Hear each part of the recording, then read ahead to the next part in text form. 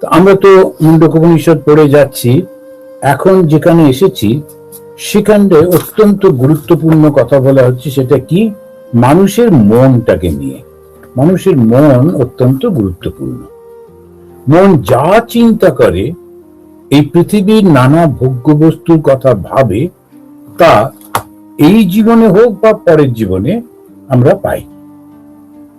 তো যখন আমরা যে যেখানে জন্মাই এবং যেগুলো ভোগ করি, ওগুলো সব কিন্তু আমরা চেয়েছিলাম। রবীন্দ্রনাথের একটা কথা আছে না, যাহা চাই তাহা ভুল করে চাই, যাহা পাই তাহা চাই না। আসলে আমরা তো দূর থেকে মনে করি করে, আহা ওটা যদি পেতাম ভালো হতো, এটা যদি হতো ওরকম বলে আমরা সব চাই। আর ফলটা কি হয়, ওটা আমাদের মনের গভীরে চলে যায়, সেগুলোই রেকর্ড হচ্ছে, একদম স্টোর হয়ে যাচ্ছে। যখন মৃত্যু হয়, মন সেই চিন্তাগুলো নিয়ে বাইরে যায়, এবং তারপরে সে আবার যখন জন্মায়, তখন তার মনের মধ্যে ওই শক্তিগুলোই বেশি থাকে, ইচ্ছাগুলো বেশি থাকে। ওই ইচ্ছা তখন তাকে এমন একটা জায়গায় নিয়ে জন্ম দেয়, সেই শরীর ধারণ করে, যাতে ওর ইচ্ছাগুলো পূরণ হতে পারে। এটা খুব ভয়ঙ্কর, খুবই ভয়ঙ্কর। তাই খুব করে প্রার্থনা করতে হয়, ঠাকুর আমার মনের চিন্তাগুলোকে শুদ্ধ করে দিও। মনের চিন্তা শুদ্ধ না হলে খুব সমস্যা হয়ে যায়। আবার মনের চিন্তা শুদ্ধ তখনই হয় যখন আমরা সৎসঙ্গ করি। তাই ভগবান শ্রীরামকৃষ্ণদেব তার যে 4টে শিক্ষা নীতি আছে, একেবারে কথামৃতের গোড়াতেই তিনি বলছেন, প্রথম হচ্ছে সাধু সঙ্গ। তো এই সাধু সঙ্গটা কি করে বুঝবো? যার কথা শুনলে ঈশ্বরকে জানার বাসনাটা জেগে ওঠে, ওই হচ্ছে সাধু সঙ্গ। সৎসঙ্গ কি করে বুঝবো? যার কথা শুনে আমি আমার ভগবানকে, ঈশ্বরকে জানবার বাসনাটা জাগবে, ভালো লাগবে, তো সেটা হচ্ছে সাধু সঙ্গ। এবারে এই সাধু সঙ্গটা করবার পর আমরা কোথায় যাব? উনি বললেন নির্জন বাস।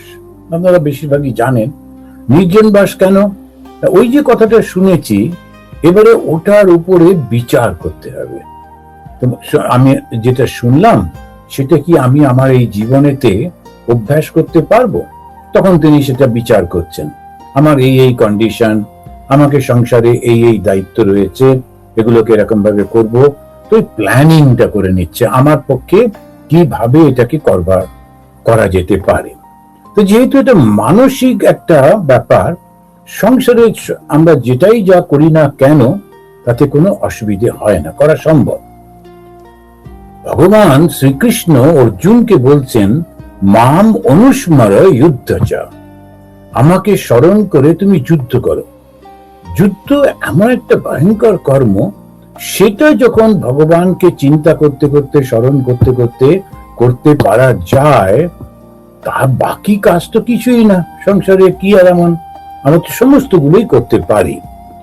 ঠাকুর ভগবান শ্রীরামকৃষ্ণদেব খুব সুন্দর উদাহরণ দিচ্ছেন। বলছেন, যখন দাঁতে যন্ত্রণা হয়, তখন সেই দাঁতের ব্যথাটা নিয়ে আমি লোকের সঙ্গে কথা বলছি, এটা করছি, ওটা, আর যন্ত্রণাটা টুকটুক টুকটুক করে সেটা হয়েই চলেছে। দাঁতের যন্ত্রণা না হোক এটাই প্রার্থনা, কিন্তু যাদের হয় তারা এই উদাহরণটা খুব বুঝতে পারেন। কেন কি, দাঁতের যন্ত্রণা হচ্ছে, তার মধ্যে সমস্ত কাজই তো করছি।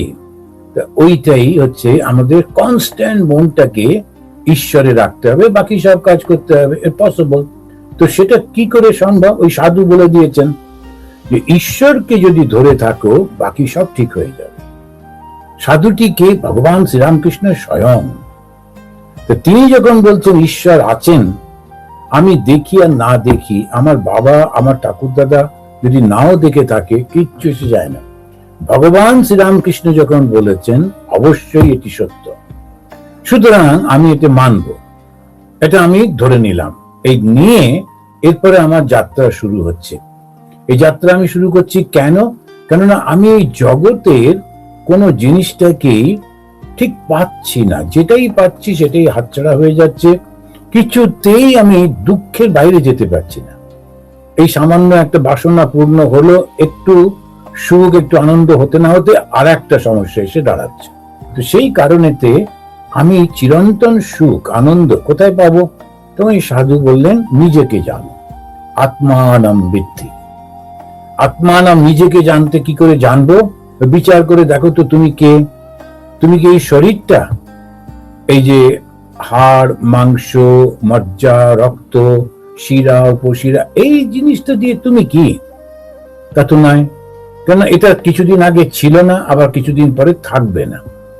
তাহলে তুমি কে? মনটা? তাও তো না, কেননা মনটা তো ছোটবেলায় এক ধরনের মন, বড় হয়ে আর এক ধরনের মন, সব পরিবর্তন হয়ে যাচ্ছে। তো এত কিছু পরিবর্তিত হচ্ছে, তার মধ্যে কিন্তু আমি বলেই চলেছি, আমি ছোট ছিলাম, আমি যুবক হয়েছি, আমি বৃদ্ধ হয়েছি, আমি মারা যাব, আমি আমি আমি আমি ওটা সমানে চলেছে। ওই আমিটাকে খুঁজতে হবে, আর সেই আমি খোঁজবার জন্যই উপনিষদ পড়া। উপনিষদ যেটা শেখায় ওই শুধু ওইটুকুই, শুধু নিজেকে জানতে হবে। তো নিজেকে জানতে আমি কি করে নিজেকে জানবো? তো সেই বলছেন যে, এখানে তিনি বলছেন তৃতীয় মুন্ডক দ্বিতীয় খণ্ডের দ্বিতীয় মন্ত্রে, আমরা এর আগেরটা পড়েছি, এখানে তৃতীয় মুন্ডক, মুন্ডক মানে উপনিষদটা, তার দ্বিতীয় খণ্ড আর দ্বিতীয় যে মন্ত্র, উপনিষদের শ্লোকগুলোকে মন্ত্র বলা হয়। কেন মন্ত্র বলা হয়? কেননা ওইটা মনন করতে করতে, চিন্তা করতে করতে, ভাবতে ভাবতে, ব্যাখ্যা করতে করতে মন শুদ্ধ হয়ে যায়, পবিত্র হয়ে যায়, সমস্ত দুঃখ থেকে মুক্তি পাওয়া যায়। সেজন্য মননাথ ত্রায়তে ইতি মন্ত্র। মন্ত্র কাকে বলে? যে চিন্তাটা করতে করতে আমি দুঃখের নিবৃত্তি ঘটাতে পারি, দুঃখের বাইরে যেতে পারি। উপনিষদের প্রত্যেকটা যে শ্লোক দেখেন, সেইগুলি যদি আমরা মনন করতে থাকি, চিন্তা করতে থাকি, ওই মুক্ত হয়ে যাব, দুঃখ থেকে মুক্তি পাবো। সেই জন্য উনি বলছেন, ইয়া কামান মন্যমান কামায়তে। যে ব্যক্তি রূপ রস শব্দ স্পর্শ গন্ধ এই পাঁচটা বস্তু যা যা পেতে ইচ্ছা করবে, স কামভি তত্র তত্র জায়তে, সেই সেই কামনা পূরণ করবার জন্য ও ওখানে গিয়ে জন্মাবে। কারো জন্ম হবে এখানে একটা খুব বড় লোকের বাড়িতে, খুব সুন্দর একটা পরিবেশে, তখন মনে হলো আচ্ছা ও জন্ম থেকেই গ্রাম সুখে আছে, আর দেখো একেবারে ভিখারির ঘরে জন্মালো, আর জন্ম থেকেই লাথি চাটা খাওয়া। কেন? আহারে বেচারি, বেচারি তো বটে কষ্ট, কিন্তু ওইটা ছেড়ে দিয়ে যদি কারণটা খুঁজতে যাই, আর যদি আমরা সত্যি সত্যি ওর অতীতটা দেখতে পেতাম, তাহলে তো অবাক হয়ে দেখতাম ও কিন্তু ওইটাই চেয়েছিল।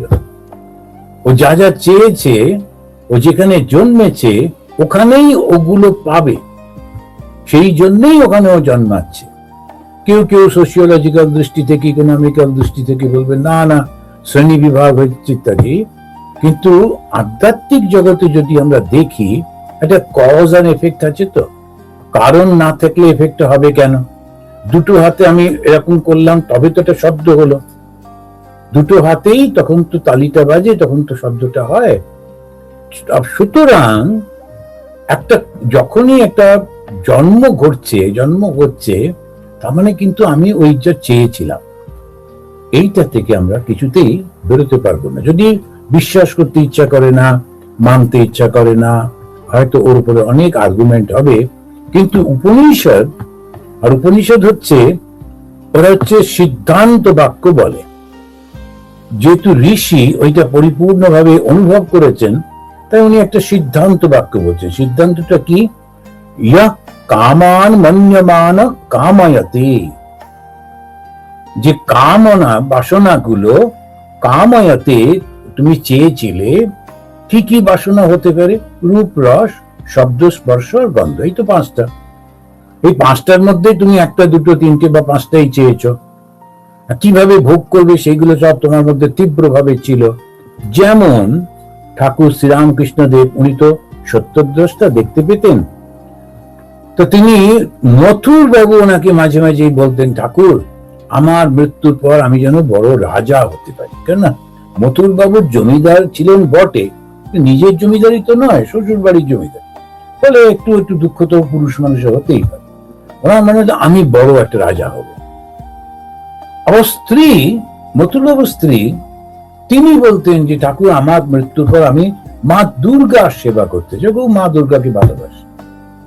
এবার দুজনের মৃত্যুর পর ঠাকুর বলছেন আমি দেখতে পাচ্ছি মথুর একটি বড় রাজা হয়ে জন্মেছে আর খুব আনন্দ করছে, আর আমি ও স্ত্রীকে দেখতে পাচ্ছি মা দুর্গাকে হাওয়া করছে। ইয়ম ইয়ম কামান মন্যমান কামায়তে, সেটাই সে পাবে। স কামভি তত্র তত্র জায়তে, সেই ব্যক্তি সেই কামনা পূরণ করতে ওইখানেই জন্মগ্রহণ করবে, ওইভাবে জন্মগ্রহণ করবে। আর যারা পর্যাপ্ত কামস্য কৃতাত্মনাতু, পর্যাপ্ত কামস্য, যাদের কামনা পরিপূর্ণ হয়ে গেছে তাদের কি হয়, কৃতাত্মনাতু। এখন সাধু হয়েছে কিন্তু বক্তৃতা করবার জন্য প্রবল বাসনা, বিভিন্ন জনকে লিখছে আমাকে তোমরা ডাকো, আমি একটু যাব বক্তৃতা করব, তারপরে সেই বক্তৃতা রেকর্ড, তারপরে সেইটা আবার অন্যদের কাছে পাঠিয়ে তোমরা দেখো দেখি বক্তৃতা কেমন, কি উৎপাত। আমার সাধু হয়েছে, সংসারটা ত্যাগ করেছে, কিন্তু বাসনা রয়েছে। এমনিতে একেবারে সেই গ্রোস যে বাসনা গুলো সেটা চলে গেছে, কিন্তু এই তো নাম যশের বাসনা রয়েছে। তো লোক ঈশনা, পুত্র ঈশনা, বিত্ত ঈশনা, এই তো তিনটে এসনা। এসনা মানে হচ্ছে বাসনা। আর হিন্দুদের সবকিছু খুব ছোট্ট ছোট্ট, বেশি অনেক বড় নাম দেয় না, তিনটেই বাসনা। কি কি বাসনা? একটা হচ্ছে লোক ঈশনা, লোক আমাকে ডাকবে, ভালোবাসবে, খুব নাম যশ হবে, এই একটা। পুত্র ঈশনা, সংসার করব অমুক তমুক। আর বিত্ত ঈশনা, সংসার করতে গেলে তো টাকা পয়সা চাই। যে সংসারের যে কামনাটা আর টাকা পয়সার যেটা, ওটা অনেক সময় সাধুদের থাকে না, কিন্তু সবাই প্রায় যে ফাঁদে পড়ে যায় সেটা হচ্ছে লোক ঈশনাটা, ভীষণ সমস্যা হয়ে যায়। ওই জন্যে আমরা যখন ছোট ছিলাম তখন বক্তৃতা করলে বড় সাধুরা খুব বিরক্ত হতেন, আবার কি তুমি এখন বক্তৃতা কর। কিন্তু স্বামী বিবেকানন্দের কথা পরবর্তীকালে যে না, তোমাকে তো কিছু একটু করতেই হবে, তার কারণ মানুষের কাছে না পৌঁছলে ওরা ভুল পথে চলে যাচ্ছে। তখন ধীরে ধীরে ধীরে ধীরে রামকৃষ্ণ মিশন তার সাধুদেরকে বললেন যে পড়াশুনো করো, নিজে তৈরি হও এবং সেবার মতো করে মানুষের কাছে গিয়ে বলো। আমি বলছি আমারটা শোনো, খবরদার বলতে নেই, কখনো বলতে নেই। যারা বলেন খুব ভুল করে ফেলে, তখন আবার ওই বন্ধনে পড়ে যাবে। কি বলতে হবে? আমরা ঠাকুরের কথা বলতে এসেছি, কিংবা স্বামীজি, মা বা উপনিষদ, গীতা, ভাগবত, ওগুলো তো লেখাই রয়েছে, শুধু পড়ে পড়ে আপনাদের শোনাচ্ছি। কেন কি? আপনাদের সময় নেই বলে। আপনারা নিজেরাই পড়ে নিতে পারেন, বহু লোক পড়ে এবং খুব ভালো জানে, কিন্তু আমরা সেইগুলোকে একটু আপনাদের কাছে পৌঁছে দিতে চাই। আপনারা কাজ করতে করতে, গাড়ি চালাতে চালাতে বা কখনো রিল্যাক্স মুডে একটু শুনছেন, কি হবে সেই সত্যটা মনের মধ্যে আসবে। কি সত্য? যে স্বামী বিবেকানন্দ বলছেন প্রত্যেকের মধ্যে যে দৈব ভাবটা রয়েছে সেইটা সম্পর্কে তাকে সচেতন করা, to make people aware about their divine nature and to help them to manifest it. এই যে বক্তৃতা, এই যে ক্লাস নেওয়া, এই যে কাছে যাওয়া, এই যে সব কথাবার্তা, তাতে সাধু কি করবে? রামকৃষ্ণ মিশনের সাধু সম্পর্কে বলছি, স্বামীজি বলেছেন বলে, স্বামী বিবেকানন্দ। তো তিনি বলছেন যে মানুষকে একটু সচেতন করে দাও। তুমি তো সচেতন হয়েছো, তুমি গিয়ে একটা গুহায় ঢুকে পড়লে, কিন্তু তুমি যে বড় হয়েছো, তোমার কাপড় জামা, তোমার খাওয়া দাওয়া, মৃত্যু পর্যন্ত তুমি যে সমাজ থেকে নিচ্ছ, তারপরে তুমি কিছু দেবে না তার বদলে? তুমি নিজে, স্বামী বিবেকানন্দ যখন অল্প বয়স, তখন ওইটাই ওনার ইচ্ছে ছিল, মাঝে মাঝে আমি মেডিটেশন থেকে উঠবো, একটু খাবো দাবো। আবার ওনার গুরু ভগবান শ্রীরামকৃষ্ণ খুব বকাবকি করলেন, আর সেইটাই তখন হলো প্র্যাকটিক্যাল বেদান্ত। উপনিষদ কি শেখায়? বেদান্ত, বেদ অন্ত, শেষ জ্ঞান। শেষ জ্ঞানটা কি? একের জ্ঞান, একই আত্মা রয়েছে সর্বব্যাপী সবার মধ্যে। আমার মধ্যে যেমন দুলে বাগদির মধ্যেও তেমনি। মা শারদামণি দেবী বলছেন আমার মধ্যে যেমন দুলে বাগদির মধ্যেও তাই। এই হচ্ছে ঠিক ঠিক বেদান্ত। শুধু থিওরি বললে তো হবে না। শ্রীরামকৃষ্ণ মা শারদা হচ্ছেন বেদান্তের মূর্তি। ওরা বেদান্তটাকেই নিজের জীবনে অনুভব করে সেইটা এরকম হয়ে গিয়েছেন। ওখানে তো উপনিষদে বলল যে সবাই সে একই, কিন্তু দেখছি কোথায়? এই যে ব্রাহ্মণ উপনিষদ পাঠ করে তারপরে সে এই সরে যা বলে গঙ্গা জল ছেটাতে ছেটাতে যাচ্ছেন, যাতে তার গায়ে অন্যদের ছায়া পর্যন্ত না পড়ে। আমি হচ্ছি পবিত্র। এতক্ষণ যেটা পড়লে আর যেটা তুমি করছো সম্পূর্ণ তো উল্টো হয়ে যাচ্ছে, কিন্তু সেটাও বুঝতে পারে না। সেই জন্যে একটা হচ্ছে থিওরি, সেই থিওরিটা লোকে ওই পড়ে কিন্তু নিজে গ্রহণ করতে পারে না। কেননা ওই অভ্যেস করতে গেলে একটা জিনিস ত্যাগ করতে হয়, সেটা হচ্ছে অহংকার। ওই অহংকারটা ত্যাগ না হলে কিছুতেই এটি বুঝতে পারা যায় না। তাই উনি বলছেন যে যার সমস্ত কামনা পূরণ হয়ে গিয়েছে, যে সর্বে কামা ইয় এব প্রলীয়ন্তে প্রবিলিয়ন্তে, বিলিয়ন্ত বিলীন হয়ে গেছে, প্রকৃষ্ট রূপে, প্রকৃষ্ট রূপে না বিলিয়ন্তে। আমরা বলি বিলীন হয়ে গেছে। বিলীন হয়ে গেছে মানে মিশে গেছে, চলে গেছে, আর নেই।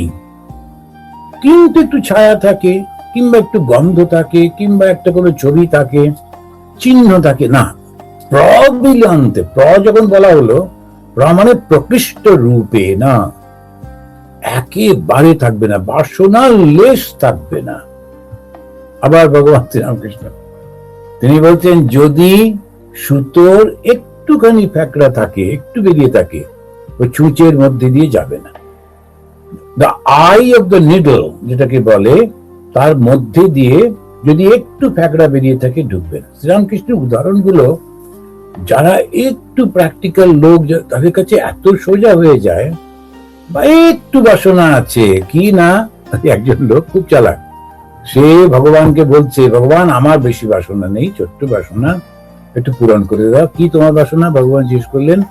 তোমার বলছে নাতির সঙ্গে সোনার থালায় একসঙ্গে বসে খাবো, এইটুকু শুধু বাসনা। চালাক দেখো, সোনার থালা মানে পয়সা করি হবে, নাহলে সোনার থালা পাবে কোথায়? আবার নাতির সঙ্গে মানে অনেকদিন বাঁচবে। তো এই যে চালাকিটা করছে ভগবানের সঙ্গে, এইরকম চালাকি করে ভগবানকে পাওয়া যায় না। কোন রকম বাসনা থাকবে না। কেন থাকবে না? আমি একটা সত্য কি জানছি। কি সেই সত্য? আমরা পরে পরে দেখব যে কাম ও বাসনা কখনোই পূর্ণ হয় না। তাহলে পর্যাপ্ত কামস্য বলা হলো কেন? কামনা কখনোই পূরণ করা যায় না। তার জন্য আবার খুব সুন্দর সুন্দর কাহিনী আমাদের রয়েছে। তো যখন আমরা ধর্ম কথা আলোচনা করি, তা ধর্মের প্রথম যেটা, সেটা হচ্ছে রিচুয়াল। আমি মাঝে মাঝেই বলি রিচুয়ালটা হচ্ছে বেস। রিচুয়ালটা কি?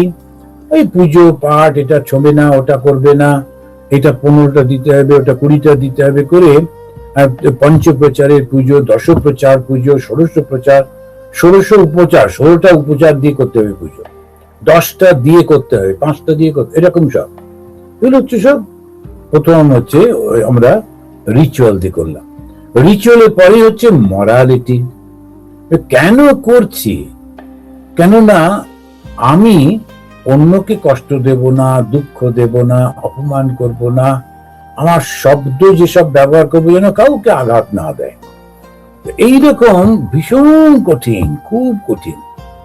একটা শব্দ বলে ফেলি, সেটা মানুষকে আঘাত দেয়, আমি তো বুঝতে পারলাম না, বললাম এমনি বললাম। কিন্তু এমনি বললে হবে না। ওই যে মানুষের মনে আঘাত লাগলো, ওটা তোমার অনেকটা শুদ্ধ কর্মফল নষ্ট করে দিলাম। এমন সূক্ষ্ম সমস্ত ব্যালেন্সে চলে, সেজন্য অত্যন্ত কঠিন। যে ধর্মের পথ থেকে বলা হচ্ছে সুরস্য ধারা নিশ্চিতা দূরত্বয়া। খুর যেটা দিয়ে দাড়ি কামায়, সেইগুলো যেমন সূক্ষ্ম হয়, ওই রকম রাস্তা একটু এদিক ওদিক হয়েছে তো পা কেটে যাবে, আর সেটা কত দূর গেছে তার ঠিক নেই। নিশিতা দূরত্বয়া। তো এই ধর্মের পথে আমরা যাচ্ছি কেন? চিরন্তন আনন্দের দেশে যাব বলে। ওই চিরন্তন আনন্দটাই হচ্ছে আমার উৎস।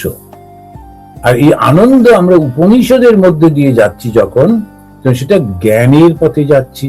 এই জ্ঞানের পথে ওরা বলতে গিয়ে বলছেন যে দেখো, বাসনা খুব সাবধানে, এই বাসনাটা যদি একটু ভুল হয়ে গেল, সেই জন্যই বলা হচ্ছে একদম ভদ্রম কর্ণেভি শৃণুয়াম দেবা, একেবারে শুরুতে, হে ঈশ্বর, আমি যেন সারা জীবন ভালো ভালো জিনিস দেখি। কারণ খারাপ জিনিস দেখলে ওই খারাপটা অন্যের মনের মধ্যে এসে যায়। আমি যেন কখনোই খারাপ জিনিস না দেখি, যেন সারাক্ষণ ভালো ভালো শব্দ শুনি। তো ভালো জিনিস দেখা, ভালো শব্দ শোনা, কোথায় জন্মালে হবে, এটা কোনো ভালো জায়গায় জন্মাতে হবে। সেজন্য শ্রীকৃষ্ণ বলছেন, অর্জুন যখন বলেন আচ্ছা ধরো তোমাকে পুজো টুজো করতে করতে একটা লোক মারা গেল, তো তার তো এই ভোগও হলো না পৃথিবীর কোনো কিছু, আবার তোমাকেও পেল না, তো সেক্ষেত্রে সেই লোকটার কি হবে? সবটাই তো নষ্ট হয়ে গেল। উনি বলছেন না, সবটা নষ্ট হবে না। তখন সে শুচি নাম শ্রীমতাম গেহে যোগ ভ্রষ্ট বিজায়তে। যোগ ভ্রষ্ট মানে আমি ঈশ্বরকে পাবার জন্য, যুক্ত হওয়ার জন্য চেষ্টা করছিলাম, ঈশ্বরের সঙ্গে যুক্ত হওয়াকেই যোগ বলে। ভ্রষ্ট হলাম মানে আমি পেলাম না, কিন্তু খানিকটা চেষ্টা করেছি, খানিকটা পথ এগিয়েছি, কোথায় যাব? বললেন সূচি এবং শ্রী যাদের আছে। শুধু শ্রী মানে হচ্ছে অর্থটর্থ আছে, তাদের বাড়িতে জন্মালে ঠিক নেই, আর কত ভালো লোক নাও হতে পারে, পয়সা আছে কিন্তু কালচার নেই। সেজন্য বললেন সূচি নাম শ্রীমতাম। একদম ভিখারির ঘরে না, মানে একদম জন্মে থেকে খাবার জন্য হাহাকার তা নয়, আবার খুব কালচার, পড়াশোনা আছে, ভদ্রতা আছে, জ্ঞান রয়েছে। তো যখনই আমরা জন্মাচ্ছি ওইখানে, কেন? আমি চেয়েছিলাম তো। জম জম কাম, ওই তো মনে রাখতে হবে, মনের মধ্যে যেন অন্য কোনো বাসনা না থাকে, শুধু ঈশ্বরকে। তো আত্মা সম্পর্কে যখন সম্পূর্ণ জ্ঞান হলো, তখন আর জগতের কোনো কিছুর প্রতি আকর্ষণ হয় না। তো প্রজ্ঞপ্ত কামস্য যে বলা হলো, যে কামনা বাসনা তো পূর্ণ হয় না, হয় কেন? আমি যে কামনাটা করছি, সেই কামনাটা কি না? আত্মজ্ঞান লাভের বাসনা। ওটা একটা বাসনা বটে, কিন্তু এই বাসনা বদ্ধ করে না। শ্রী শ্রী ঠাকুর বলছেন না যে দশমীর পরে লোকেরা বাড়িতে এলে একটু মিষ্টি টিষ্টি খাওয়ায়, তো ও বলছে যে আমার কাছে তো কিছু মিছরি আছে, মিছরিও তো মিষ্টি, দাও ওটা। মিছরি থেকে মিষ্টির মধ্যে বললে হবে না। তুমি যখন দশমীর পরে মিষ্টি খাওয়াবে, ঠিক ঠিক মিষ্টি খাওয়াতে হবে। দশমীর পরে দুটো মিছরি দানা দিয়ে দিলে ওটা হবে না। মিছরিকে মিষ্টির মধ্যে ধরা চলবে না, যদিও ওটা খেতে মিষ্টি। তেমনি ঈশ্বর লাভের ইচ্ছাটাকে বাসনা বলা চলবে না, যদিও আমার ওটা ইচ্ছা। এই যে ইচ্ছাটা, সেটা আমাকে সমস্ত বাসনা মুক্ত করবে। আমরা 3 বার শান্তি বলে শেষ করি। ওম শান্তি শান্তি শান্তি। হরি ওম তৎসৎ।